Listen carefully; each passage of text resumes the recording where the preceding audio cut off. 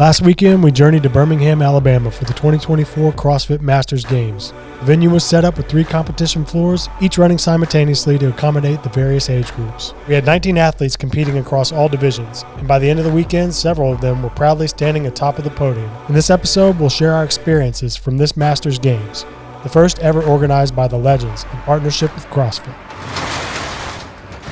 Oh, yes, there were a lot of kids at the Masters Games. It was definitely a different vibe. And that's what we're talking about today on today's podcast, the Masters Games. Not Brandon's cold coffee or ice whiskey. I think that that's one of the coolest things about the Masters experience in general is that it's a lot of families and friends that genuinely care about the athlete that's competing that are there to watch. It's not just fans, which is great. Like, we need more fans to grow the sport. But I heard brothers and sisters and cousins and aunts and uncles and grandchildren all screaming for their favorite person out there. I heard grandpa or grandma multiple times, "Let's go, grandpa." Yo, like, Rudy Berger's daughter was like the MVP of the whole weekend, I thought. Did you ever hear her screaming? Yeah, she was. Oh, my gosh. Rudy Berger was like right next to Julian on the final workout. She was like, Daughter of the Year award screaming. Right there. Yeah, and he won I think he won that workout, or he was pretty close in that final workout. Yeah. And I heard a lot of screams. Yeah, dude. Chris sent me some little clips of myself competing, and one of them in the background had like my kids and my dad, and they were all like, yeah. And I was like, wow, I didn't even hear any of that while I was. You're so zoned in when you're out there. Don't say that. It's such a different vibe though, because it's like genuine love and intensity of like, I know this person and I want them to crush it, versus like, I mean, I know there's probably still some of that with fandom, but it's just a different, it's just But I mean, there's families and stuff at the regular games too.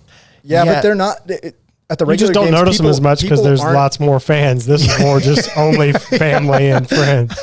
Yeah, people aren't up against the railing like outside the venue as well, and so there was one workout. It was the 8 burpee, 8 toes to bar, 1 power clean, where they told us if we were going on the taller bar, you had to face the crowd. Right. And my whole family was literally just like right on the other side of the gate. And I came up and I started doing toes to bar, and I'm looking directly in the eyes of my entire family. And I was like, this is kind of awesome. Like, this is going to push me to go further. And then by the 4th or 5th round, where I was like, I'm not sure I'm going to be able to go unbroken, I was like, I have to look up. I can't look at their eyes.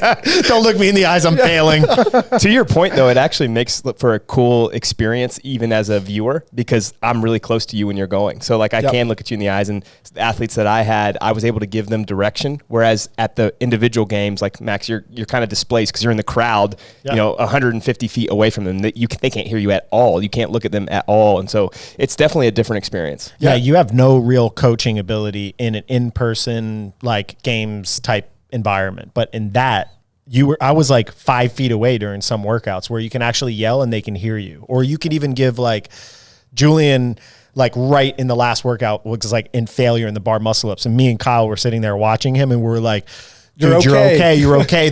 He's only got 1 rep behind you. And I was like, oh, that's interesting. Like, we're coaching almost like you're doing a qualifier because you're close enough. It was cool. It was good for the soul. I feel like we needed a good competition that was more just like for the love of the game. Like, a lot of those people aren't getting paid. They have no sponsorships. It's just like a vacation where they're going to throw down at max effort with their friends. There's no lack of intensity because there's no money. It's like people are selling out. Yeah, I'm going to be overly positive right now, and people can take it for what they want. But Mr. Happy, this is the same thing that happened to me going to the regular Legends Championship last December and watching all the Masters athletes. I always leave these competitions, because it's the best in the world in the different age groups, so amazed and inspired by what they can do. And in particular, especially these older age groups, like watching a 65-year-old back or front squat 285 pounds or even close to 300 pounds is incredible. But it's not just that they can do that. They're doing muscle ups in the last workout, and they can run fast and do deadlifts. It really is amazing what CrossFit in general, the sport of just functional fitness, has been able to do for all these athletes. And then also still to see these young guys that are up and coming, that's like, they're going to do this for another 20 or 30 years. I'm wondering where the sport's going to go for the Masters. Don't put that on me, Brandon. 30 more years. It'll be interesting because the group that's in the 50s, 60s, whatever, a lot of them, they started this, I don't know, 5-10 years ago. Yeah. So they're not going to have the 35-year-olds that age up into 55 could potentially have 30 years of CrossFit experience if if that trajectory happens. And I'll be curious if they do, or if it's like the Masters athletes are almost people that found it at later years in their lives. So I had this conversation, and I think it was Julian and maybe you and Adam that we were talking about this, but you know, people talk about how the movement quality deteriorates as people age. And I think there's definitely some truth to that. However, I think what's happening is you're observing people that are 5 or, 8 to 10 years in the sport in this 55, 60 plus age group. And you're saying, oh, well, their movement quality isn't as good as the 35 to 39-year-olds who arguably everyone in that heat, everyone that I talk to is like a 12 plus year vet already to make it to the 35 to 39. I'm not sure that in 10 or 15 or 20 years when those guys are in the 55 plus, if their movement quality is going to deteriorate to the same degree that the guys in the 55 plus will, especially if they are continuous and train with good principles and stuff. I'm not sure that is going to happen. Brandon's Mr. Positivity. I'm going to be a little bit more critical. Do it. I think that there will be a little bit of deterioration. I had lunch with Joe yesterday. He's a Masters competitor, 55, or just aging up into 55, and he's been training his whole life. And he's like, I downloaded the Masters manual and I saw the deterioration of speed and strength graph that you had showed with age. And he said he's been training his whole life and he's hit PRs in his 50s to continue to go up, and was saying that, maybe the data sets are challenged, but I'm still of the opinion that there will always be a little bit of a natural deterioration in movement quality, speed, max strength for higher level athletes. And that if you will. A small decay that you could fight. But it depends on what you were doing in your training age. Like if you were lifting and doing bodybuilding in your 20s and 30s, then you get into CrossFit and weightlift at your 40s. Maybe that opens up that you can keep hitting PRs. But if you were peaked in weightlifting at 25, I just if that were the case, there'd be 55-year-old sprinters at the world championships. That's just my thought. I don't think I'm pushing back on that concept at all, that people are not going to decay or deteriorate from their peak if they have a 20 or 30 year training history. What I'm saying is that what you're seeing at the current 55 to 59 and 60 to 64 and on level, I'm not sure that the difference in movement quality is going to be as dramatic as what you see now in 10 or 15 years. Yeah. Maybe I'm wrong, but no, I agree with that, because people are going to, they're already realizing, you can see the winners in even the 60 to 64, 65 plus, the 70s now that they have a category, that the best people are usually the best movers in their category as well. And it's just because they're more efficient, especially when there's 30 different movements that are tested. Yeah, I feel like with the younger athletes, you can kind of get away with brute forcing some of it. But as the years go on, it does seem like the better people at moving are just doing better in the workouts. It's the same concept that Kyle and I have talked about a lot. It's just using less effort per rep. And in particular, when it's the gymnastics movements that are complex, like a ring muscle up, bar muscle up, handstand push up, all those things. Yeah. All right, so I got a question for you so we can jump into maybe the workouts and kind of our thoughts on the weekend. Since you did all the workouts. all of them are one. All of them are one. Okay, fair. Yeah. Travis last week did a ranking system of which ones he thought were the best. Yeah. I just want to know what your favorite workout was. And this could be just because you crushed it or you love the design of it or whatever. And then your least favorite. Okay. So going into it, I think that my expectation was my favorite was going to be the very first event for us, which was actually event 3. They weren't in the sprint. Yes. The sprint event. It was 25 overhead squats, 100 foot or 90 foot, 20 down and back. Yeah. Dumbbell walking lunge, and then another 25 overhead squats. But that one was so dependent on the judge that you got, movement standard, et cetera, that it just kind of felt like a crapshoot. The finish order, I don't think was reflective of people's fitness or sprint capacity. It was just what judge did you get? Did you make a mistake? I made a mistake on a lunge and got called back 5 feet. Cost me 10 seconds. Yeah, it's huge. Which was, I think in the end, it was a lot of places. It was 15 places or something like that. It was a huge deficit. So while I liked the idea of a sprint workout, I just think that one could have been improved. So I'm going to rank that as the lowest workout.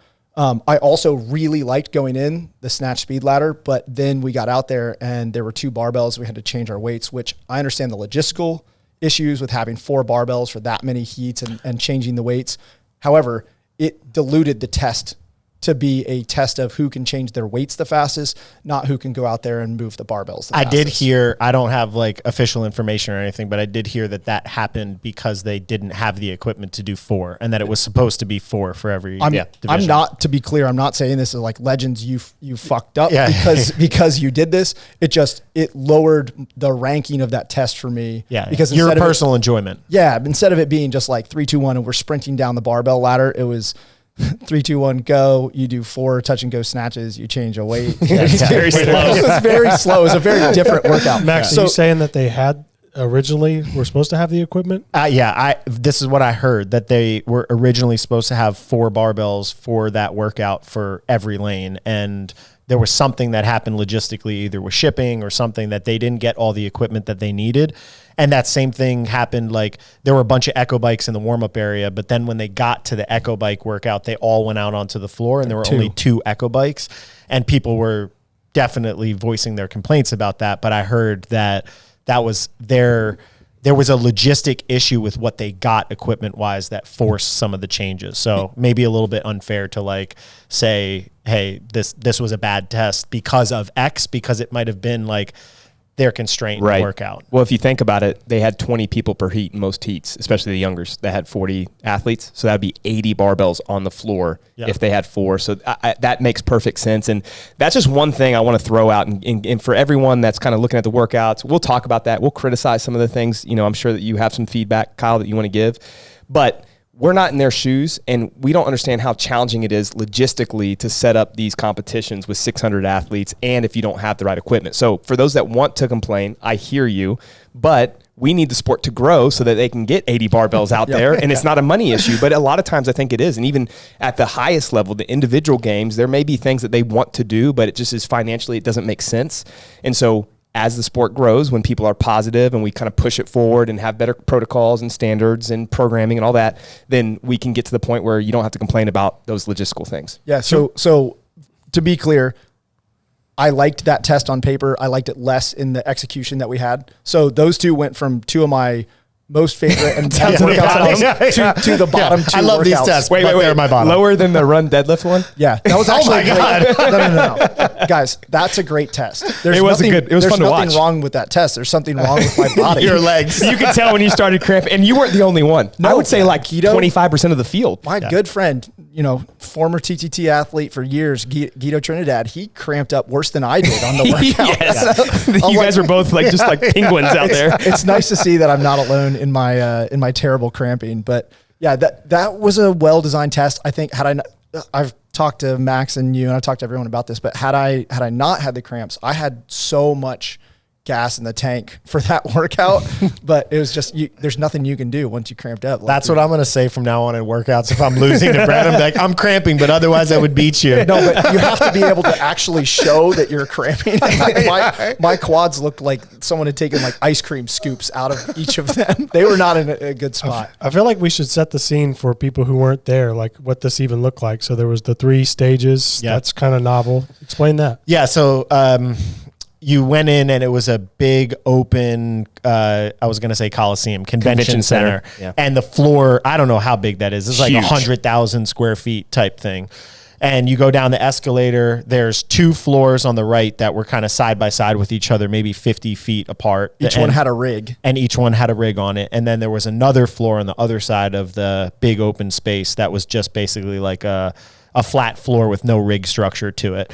If you walked through all of those, there was another warm-up area, which was kind of set up like its own floor, like a whole nother rig back there, a bunch of mats, bars. There were bikes in it on day 1, and that was kind of corralled off so the coaches couldn't go into the warm-up area, but that training floor could have like 300 people in it. And so it was at any pretty given large. point, there might be multiple events going on with different age groups. So there was like always something happening and multiple commentators over speakers that you could hear. Yeah, it was for me, it was like sensory overload. It was like there was music coming from this floor announcing this workout, people screaming next to me on this floor. Like I didn't know where it was supposed to be. You know what's but crazy? It was also pretty cool. We've talked about how the loudness can just start to wear you down a little bit. Yeah. There was a moment where I had my Apple EarPods and I did the noise canceling thing. And when I did it, the room kind of obviously noise canceled, but then it became very clear the vibrations of the room. You could feel them. Yeah. And obviously I was feeling them before that, Yeah. but when I did the noise cancel, it was like, oh, I'm rattling right now. Yeah. I went back after the days and just would lay in bed and I could like feel my body buzzing. And Julian is like the Energizer bunny. So my he goodness. competes and then goes back. And I was like, dude, I gotta lay down for a second. I'm talking at 900 miles a minute. Yeah. So you Exactly. coached Julian and you stayed with him this weekend. Yeah, I did. I coached Julian, stayed with Julian, and then I coached Will through the semifinal before he hurt Will Morad. He hurt his hip, and then he did a long rehab process on his own. And by the time he started training again, he was doing some work with Brooke and Saxon or one of the Panchik brothers. I think it was Saxon, not Spencer. Yeah. And he kind of got back into training, but it was only like 2 or 3 weeks left for the competition. So I said, hey, I'll help and I'll like show up, support, do whatever you need. But I would say that was more of an informal project with Will and more of like a formal, I'm going there to coach Julian. Will was having so much fun this past weekend. I actually talked to him a bit beforehand and he was just concerned. He's like, I feel really burnt out with CrossFit and with everything that had happened. And man, by the second day, that dude was having so much fun out there. He said, he was like, man, I want to see if this is something that I enjoy doing. And I told him, I was like, I've been to a lot of masters competitions and they tend to be a lot more fun. It's people that you've known for, 5-10 years, you've competed with a bunch of times, and you could tell and he's also winning, so it's easy to have fun. Yeah, I think it's predominant. Yeah, because day one when I talked to him was much more stressful, and then as his lead started opening up, the joy. 300 points. Good. Yeah. He's a lot more smiles after that point. He's so good. Listen, he won't care. Yeah. The last workout, I walked up to him and he's like, "So what are you thinking on like? How should I pace this just to make sure that in case I blow up damage control?" I was like, "Will, you could get last place and still win." He's like, "Really?" Like, oh man, this makes it way better. Yeah, legit.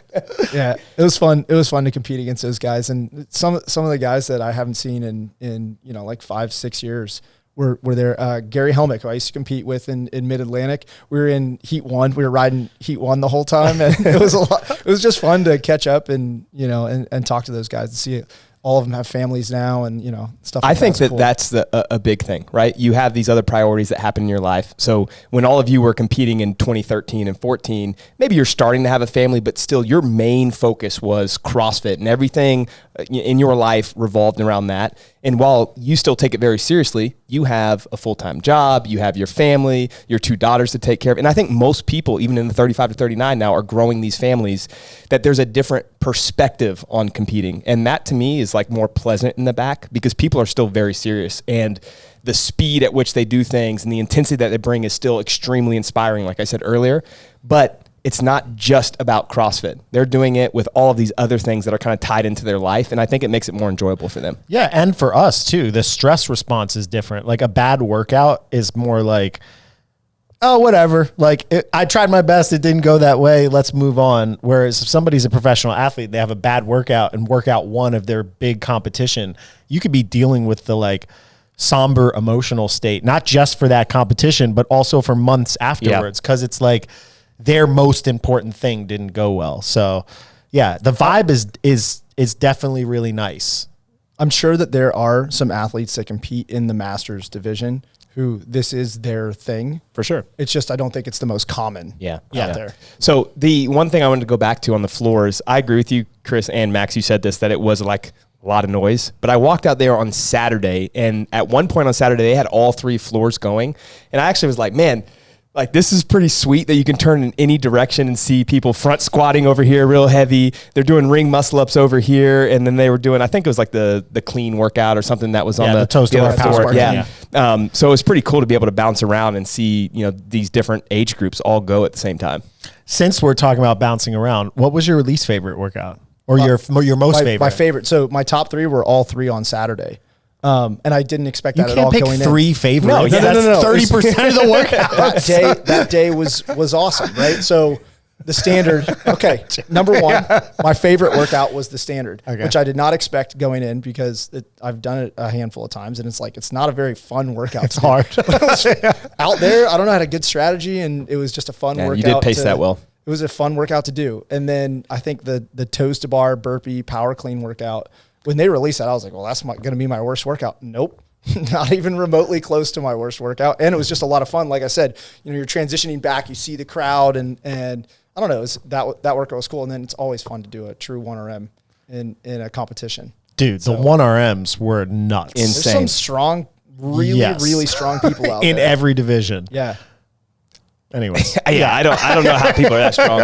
I was watching the 60-year-olds. I'm like, I don't know if I can front squat that. Craziest weights you saw? 455-pound front squat in the 40 to 44 was, I think, the heaviest lift out of the entire competition. Yeah, I mean, And the dude did it beltless. Yes, and no knee sleeves. Really? I didn't know that. I mean, Julian told me that. I didn't see the actual lift. Somebody was like, somebody in that corner just front squatted 455, and I was like, you got your math wrong. Yeah, They it's did it. And I was like, oh my God. It is interesting to see, though, that those that I think it was probably true across most of the age groups. The one that won that was typically middle of the pack or lower, just because, the bias is still CrossFit. Like, you got to be good at all the other things. Yeah, there was a lot of capacity workouts Yeah. here. They weren't like super long capacity Right. workouts, but it's still CrossFit. Like, there's a lot of breathing and skills that you need to have. I really do think that's the one thing that was missing over the weekend was a true endurance workout. At least for the 35 to 39, the longest event was 13 minutes. And that just, it's so short compared to what, we've seen tested even at the level of the Masters Games in the past. They've done 5K ruck runs and stuff like that. I think it's just Go ahead.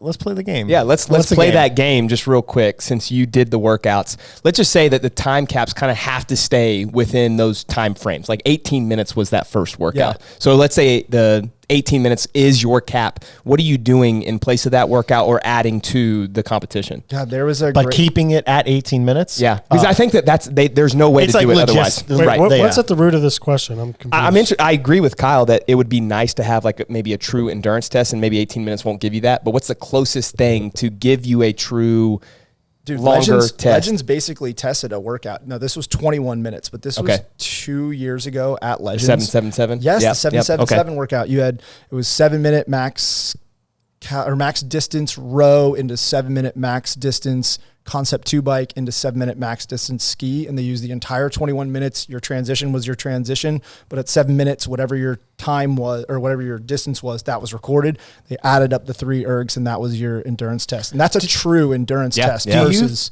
the deadlift run, which I think was a good test. You got to keep that in there. I think the run and deadlift stays in, and then maybe you add that where it's 666, so it totals up to 18 minutes. You don't think that test, the run test, number one, the way that they wrote it, would be basically the same score? Like if you did a 10K? Not even remotely close. Because the deadlift's too heavy? There were guys that were getting chewed up by the deadlift. I was actually shocked by that. Yeah. The difference between running and ergs is going to be massive. So a totally different group of people are going to be successful on the ergs than I think we're good on the run. And I think the other one is the deadlift component. Is it the time domain or the cyclical endurance capacity that you think is missing the most? Yes. Both? Both? That's a weak answer, man. I'm trying to stir up controversy. No, I think both. I think CrossFit is we test ergs. And so given that there was only one erg the whole weekend, I felt like that was a departure from what we'd seen in Legends in the past, what we'd seen at CrossFit Games in the past. They didn't have the ergs though. Yeah. No, I know. It's a logistical problem. Yeah, yeah. Like I'm not saying that like, again, I'm not saying they fucked up because of it. I'm just saying it's this is what you wanted for rounded if I testing. see a more balanced set of tests. At this competition, who programmed it? Legends or CrossFit? Yeah, Legends. And did they program with some oversight, I think, from CrossFit? Is this the first year they programmed for the Masters Games? For the Masters Games, yes. Okay. The last Legends was just Legends Championship, the one that you guys traveled to. Yep. It was in Arizona the last time? Arizona in December. They're doing it again this year. Same thing. So at the same place. Same place. In Arizona, yeah. Yeah, so they have a lot. I think they have 10 years of hosting competitions, but this is the first time that it was the Masters Games. So it changed a lot. I mean, people were like, oh, it's different. Like, we're not there in the same fanfare and spectacle and whatever. I'm like, yeah, well, that makes sense. Like, it's not at the major games now. I have coached people at the Masters CrossFit Games since 2016, and there were way more people at the event this past weekend agree. than there were at the Masters CrossFit Games. I think the crowds were more fun too. Like people were really Definitely. screaming and cheering. It was cool. And it was relieving to not be in the, like when we were when the Masters were in Madison, we were in a chicken barn, right? And so there's like feathers floating around. It smells like shit. And like, it's just I think it was terrible- actually a cow barn. whatever. No. They had done something with chickens a year, like one of the years At some before. point. because I saw the chicken shit. 1987. feathers are floating around inside the venue, and so and it's just like this is. I remember talking to Myra Brandt about this, and she was like, "This is a shit show," and I was like, "Literally, it's a shit show." All right, I want to hear just like maybe some critiques about programming and then some positive things that you guys saw, because I think there are a little bit of both that we could talk about. Well, I've already given you my critiques. Yeah. Yeah. I don't know about critiques about programming. I think there were, the sprint style tests that have inconsistent judging, I feel like are just very hard for me to watch because, like Julian won the first workout and I saw videos of him and they're lunging so fast. So fast. But if you really look at like the lunge at slow speed, he might not have been extending his hip and extending his knee all the way. He got away with that and won the workout. Other people, like Kyle, went to take a lunge step and then immediately got called back. And that like ruins the workout immediately. Or if there's muscle ups and somebody gets through 30 muscle ups on one standard, and then I saw other people like holding at the top for long periods of time and not getting reps. So I feel like that for me is the bigger issue to try to solve than the programming And one. how would you try to solve that though? Yeah, I'm not sure. Me and Brandon We talked about this for a while. Yeah, and we actually had like, I don't know, maybe different perspectives on it or maybe different views. Let's hash them out now. Yeah. So my question to Brandon was saying, okay, these people are training. Some of them are 65 years old. Some of them are 62 years old. Some of them might have bony lockout issues where they can't extend their arm anymore. Or they have, replaced knees or hips where the depth is just at the line. So where do you draw the line in the standard? One argument. How do they handle that though, real quick? Well, How do they handle the people who can't actually lock out and you could sit there and yank on their arm and they don't get on Those the way? people usually talk to the head judge beforehand. I saw that happen throughout the weekend. And then they would come up to the judge that's on the floor and show them. The head judge would then tell that judge, okay, they have to meet at least this standard. So like there are people that maybe this is Chris, if you could get like my elbow here that's slightly bent. Show us jacked on. Oh, yeah. Yeah. This is my bony lockout. This is slightly bent. You cramped it. Yeah. But anyhow, where you can't get like true elbow extension, that is a thing. And as long as they meet whatever their in range is, I think they gave it to them most of the time. But your point was, well, there are a lot of people that could and they still weren't, and they were getting good reps. Yeah. So like if you competed in powerlifting, for example, and let's say you had a hip replacement, you couldn't get to parallel. You can't go to the world championships. You just can't because you can't meet the standard. So one argument would be, hey, we're going to make the standard tight no matter what. So if you can't get into this range of motion, you can't compete at the highest level. So the athletes at the highest level then might move better and be a reflection of better mechanics, but less intensity because they can't go as fast or they don't have big enough engines, but they meet all the standards. Or you have to soften the standards and just say like, hey, it's okay if people do that, or the lockouts can be a little bit soft. In theory, though, people that can't meet the standard shouldn't technically be moving on from the online qualifying But stage. see, that's the conversation we were having. In theory. Yes, yeah. But we were talking about the practicality. Sure. The problem is, though, is everyone knows that you do an online qualifier. You do the semifinals. It was still online for you guys, right? Yep. It's on video. So there are some standards that you may not be meeting that look like you're meeting on video. You qualify. Rightfully so, because if I'm watching it, I'm like, oh, yeah, he's meeting depth. But you actually can't meet depth. You get to the games. Let's say 20% of the field can't meet the standard. What do you do then? Yeah. Do you just no rep them from the beginning? Yeah, and then they just literally stand there. Right. It's like, hey, you can't do that rep. So like you don't even meet the minimum movement requirement. You're out type thing. I guess technically that's what they should do. Yeah. Right? If a standard just think is a it standard, technically, then, yeah. The difference, though, between the 35 and 39 and the 65 plus is so vast right now. I agree with you what you talked about earlier, that it's going to continue to get better. Like as you move up, if you keep doing CrossFit, will you lose some of your mobility? Sure. But you're going to still be able to squat. My hip hurts pretty bad. You're going to be able to squat. You're going to be able to go overhead and do things better than those that started at 55, right? But right now, even the next 5 or 10 years, I think the best in the sport still, it's hard for them to get overhead. It's hard for them to get into an overhead squat position. So it may be better to just either have some gray area there or to write the programming in a way that's easy to judge. Yeah. Like the movements can't get no rep as much. Well, And then also compound it with non-professional judges. Like, I know the judges there, they did a great job. And also they really are kind of the MVPs. Cause like if I got to count double unders for a day during an online qualifier, my brain is gone. They're doing that all day under pressure with all the noise going on. So I don't want to criticize them because honestly, our sport literally wouldn't be around if people didn't want to do that. And to your point, the no reps that I did get throughout the weekend were all legit. You just didn't like them. Well, You didn't like that other people were getting away with the same thing that I got a no rep for, but they were, I got a no rep for not getting my back foot over the line on the lunge. And I went back and watched the video. I was like, well, my back foot's not over the line. Like that was a legit no rep. Yeah. So I'm more of a hard ass about it. Or I think maybe the conflict between me and Brandon was like, all right, well, CrossFit says mechanics, intensity, consistency, or mechanics, consistency, intensity. So if mechanics is the number one thing, like let's make the standard just super tight. It's like everybody's got to meet it. And there's no like, if you're 55, you're 60, whatever, like you train to get yourself to do it. But then when Brandon brings his points up, I'm like, well, then maybe there wouldn't be a master's sport right now. Well, so it is just a hard question to answer. I don't disagree with you, by the way. I just think I'm trying to be maybe a little bit more pragmatic that it would really, I think it would just be a completely different sport at that point. Yeah. Brandon's solution does solve the problem. And that's make sure that you adjust the movement selection for each division appropriately for the division.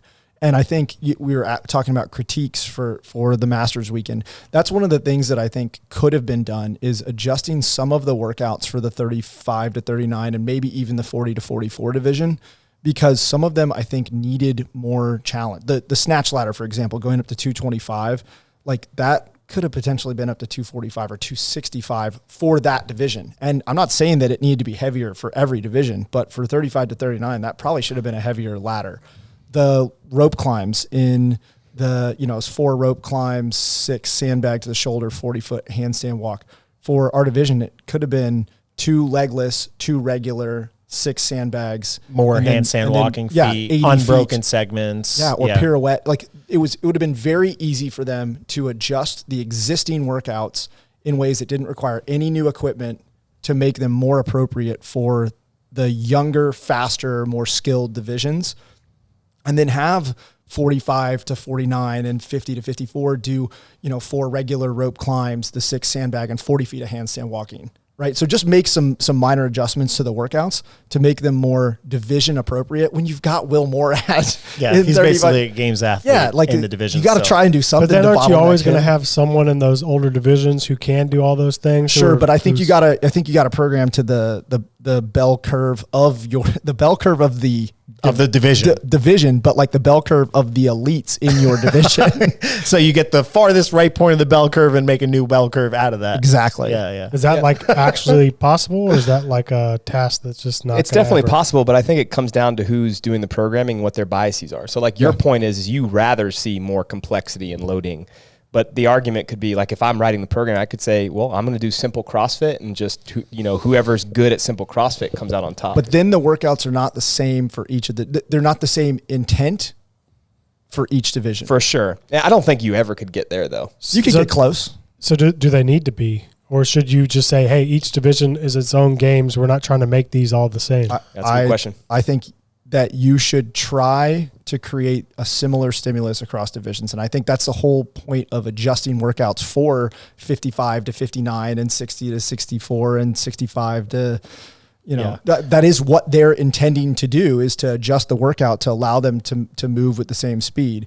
And I think the same thing needs to happen now with the younger divisions, but in a more challenging direction. Because even like the divisions all did them in different orders because of the logistics, right? Yeah. So that's still right there. You have a different games. Yeah. So that's a logistical problem though, and not one that could be solved by just adjusting. I think they're both logistical problems. I was waiting to talk for that reason, because I think like even simply making the bars heavier is like, all right, well now everybody that goes onto the floor after the 35 to 39 needs to strip off a 45, put on a lighter bar. So they're doing a lot more just transitional work to get that They done. had to do that anyway because the barbells got lighter after the 45 division. So all I was suggesting is that they make for the 35 to 39 and 40 to 44, which had the heaviest barbells already, make them a little heavier. Yeah, but it's extra, like going from 225 to 215, or 215 down, I feel like is easier than going from 265 down. Like it's a lot more plating when you have 40 people. 265 is my personal bias. I think 245 would have been more appropriate. There we go.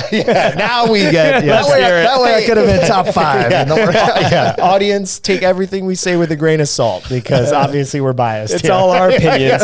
And you know what people say about opinions. Yep, they're like buttholes. We all have them. All right, well, They all stink. let's wrap it up then. We didn't talk a lot of detail about the workouts. We did that before the competition. So let's talk about the positives, and then looking forward, what do you guys want to see over the next year for the Masters, just in general, like competitions and then the games? Yeah. Number one positive, I would say, is logistic operation was smooth and dialed in. I mean, to have 700 competitors, and I think they were only off on one day, and it was really in the team division by 30 minutes, but almost everything ran on time. And I know, like, I can't even get on time to work every day. So to do that for 700 people. Max is taking care of himself. Yeah, I'm like, all I had to do was get coffee and get in my car, and I'm still 3 minutes late. How did I do this? So I'd say that was probably the number one most impressive thing. I thought the branding was pretty cool, like the color schemes, outfits. I know, like, people were used to getting more from the CrossFit Games, but I thought that was actually pretty cool. They looked pretty cool on the floor. There weren't like major things that were like, oh, why did they pick this? So I thought that was pretty cool. And I think the distribution of skills for each division on the way up was pretty appropriate. Like, I know there are outliers, people that are 65 that wanted to do handstand walk and muscle up, but like, if we're really talking about, hey, we're trying to serve our Masters community, there's not that many people in the world that can do those things. So I think erring on the side of simplicity, I think, is better long-term. I think there'll be more Masters athletes that compete if you take out some of those high-level skills that are only reserved for the young games. So I'd say those are kind of my three, like, I like these aspects of it. Yeah, I would say overall, even though I had some, programming critiques and things like that, overall I had a really positive experience. I hope that Legends continues to program some sort of, I hope that Legends is involved in running and programming and handling the world championships moving forward, because I think they did a fantastic job, with the logistics of 450 Masters athletes, staying on time, staying on task. The judging was fantastic. I know, like I said, I didn't like my no reps, but they were all legit no reps. Of course I don't like them. So I would say overall I had a really positive experience, to the point that I think I'm going to try and do the Legends event in December, even though I said I wasn't going to compete again until I turned 40 next year. You can't help yourself. I know. I Needs the Coke. I came away hungry. But no, I think they did a fantastic job, and I want to just thank everybody that was involved, because, man, I'm glad that we had a platform and that it didn't just disappear, that like the world championships of old people CrossFit didn't just fall off the map, because I still want to do old person CrossFit. Yeah, I would just say, I guess, the same things both of you guys did. I thought it was really well run. I think they stayed on time, which was really nice. It was definitely better than my experiences in the Masters Games when it was in Madison. So that's a huge positive. There are programming critiques. There are things about the warm-up area that we could critique, but they're going to continue to get those better. They're already asking for feedback from, athletes and coaches, and I think that they're going to listen to those. That's the biggest hurdle, right? Getting people that are organizing the competitions to listen to the athletes and the coaches so that they can make changes. And if it gets better each year, then we're on the right path. I think the problem that we've had with the games, or maybe the sport in general, is that a lot of times we give feedback and we don't really see those changes. So my hope is that we will see those changes. I think that I'm confident, based on the conversations I've already had with some people that are helping run that, we will see those changes. And so, to your point, Kyle, it's nice that it could have been real easy last year to not have a Masters Games. When CrossFit said, we're just doing individuals, we're taking it down to Texas, it could have been something that me and you were just sitting here talking about another topic. Yep. And because someone stepped up, They put a lot of effort and time into building this. I'm really excited for what the future is going to look like. What I hope they don't do is what CrossFit has always done, and that is scrap everything, change the whole thing, and like make these massive changes in response to if they get feedback, they're like, oh, we're going to change the entire season as a result. No, you guys did a really good job. Take what you did, make some small, like incremental changes, and see how it goes next year. Yep. And then make small incremental changes and see how it goes the next year. And if you do that, in 3 or 4 years, they're going to have a fantastic product. Yeah. I mean, I think it was already pretty good. Yeah. Like it just based on competitions you go around. Like I've been to Wadapalooza, Dubai, Rogue. Like if you're just comparing how did this competition run and what was the feel and what was the general satisfaction of people that participated, I'd say that it was one of the highest that I've ever been to. Now, the glamour factor of like Wadapalooza with all the lights and the stars and the sponsors and all of that stuff. But I think it takes time to get there because it's almost like developing a new little participation sport. If you say, hey, now we're building this without the pros being an anchor to the product. Well, the other thing to keep in mind is like I've competed at Wadapalooza. I competed and won Wadapalooza Masters in 2022. And as a Masters athlete, the Wadapalooza experience is terrible, right? When I've also competed as an elite on elite teams, and the Wadapalooza experience is awesome. So I think comparing apples to apples, the Masters division here versus the Masters division there, man, this was so much better. Yeah, you're the focus. Yes, right? so much better. Cool. Yeah. So what was the other question? What do we want to see moving forward? Yeah, I think you kind of answered that. Yeah, I think so. Actually, I got one more. Now that we've done all that positivity, I've never asked you, Kyle. Did you know that when you did the standard, you had uneven rings? Yes, I did. I knew that as soon as I didn't notice jumped up. that. Oh, they were really bad. Adam was trying to yell at the judge to see if they could change it, but they couldn't. So hold on. But I didn't ever know if you knew. It was strapped down? Probably 2.5 inches below. Wow. Yeah. And I felt it. So we obviously had to face a certain direction. So I couldn't like switch my side. By the end of the second set, my left pec was so much more tired than my right because it was basically catching way deeper each time. But yeah, no, I felt it. Somebody else had told me from an earlier heat that they had that same heat also. Yeah. It may have been the same lane. It was a good lane, guys. It was a good lane because that was a good workout. All right. You just wanted to throw that little sprinkle. Well, hold on, Chris, while we're at it, so we're just going to do this as like a little prologue, right? We got to do our funny stories from the weekend. So why don't you start with the Matt Axman story, and then you got to talk about your Airbnb. Yeah, I haven't heard this yet. Okay. So. Okay. Yeah. Well, first of all, This is bonus footage. we had tons. How many athletes did we have? I feel like I was nonstop filming. I heard 15. No, it was more than that, including teams. I think it was 19 or 20. Yeah. Yeah. I'd have to count. I filmed everybody, I hope, and maybe Brandon will send some folders of any videos I had of you guys. But Already sent. one of them was Matt Axman, and I had filmed him, and then we had talked at one point, and then I bumped into him in the hallway heading to the front squat workout, and we're walking down to the event floor, and I was just, what do you got next? And he was like, oh, I got the front squat. And I was like, the first thing that, just small talk. I'm bad at small talk.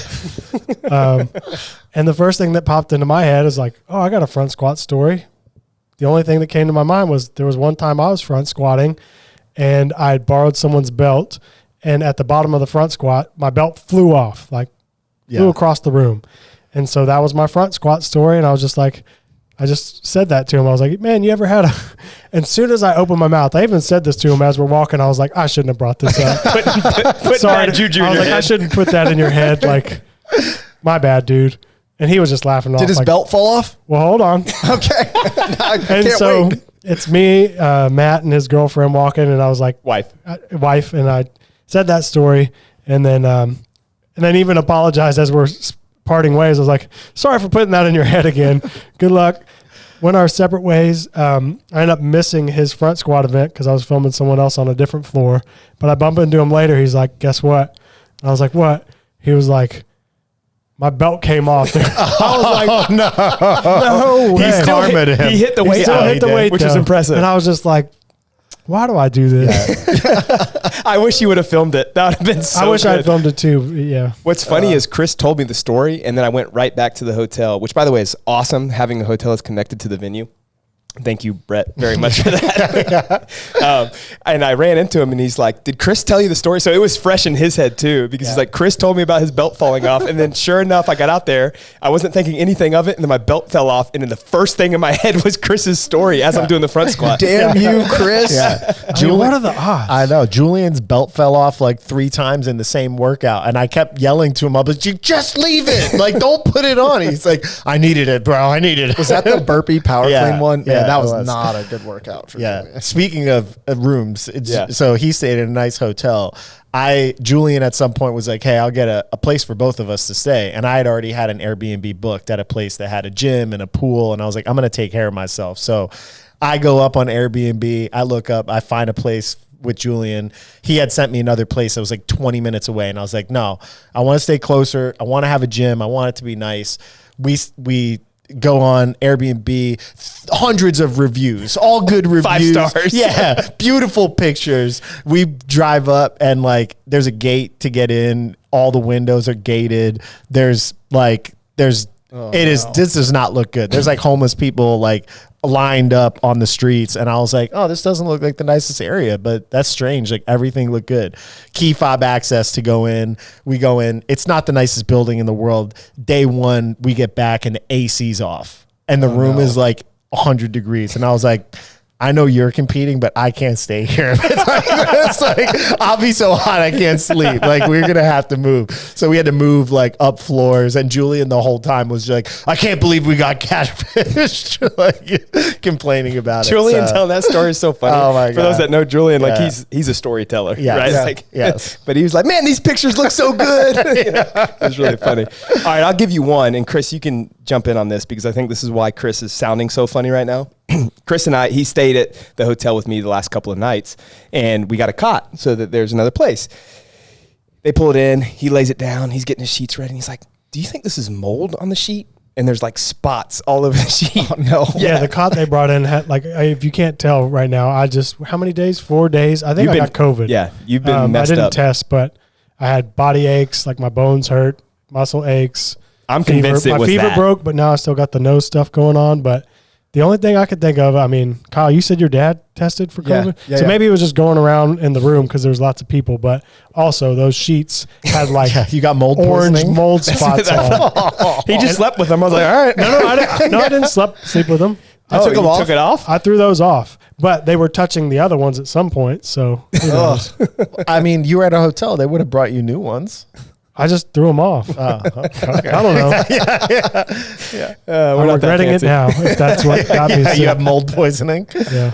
Thanks, All right. Brett. Yeah, for the room. Though. Not for the COVID, but thanks for the room. Thanks for the COVID. All right, guys. Hold on, I Anything want to else? end shout out to all the athletes that competed, and we had a couple of podiums and people that crushed it. So congratulations on your achievements, and yeah, that's it. Totally. It was a lot of fun to watch, and regardless of placing, it was really cool to see everyone execute throughout the weekend. And I felt like we got more love at the Masters Games. Oh, I got a lot. I don't know if it's just because the OGs or what, or maybe it's the close proximity because you're just in that small, tight area, but felt like it was nonstop. I got stopped a lot, like way more than the normal games. I feel like I could walk through the normal games and most people don't recognize me, but there I got stopped a lot. Yeah, which was nice. I mean, I feel like It's fans of the sport at Masters Games. It's That's like right. fans of the sport versus fans of like the person. The person. at yeah, the games. yeah. Cool. I had a good time. All right, guys. Thanks, legends. See ya. See you next time.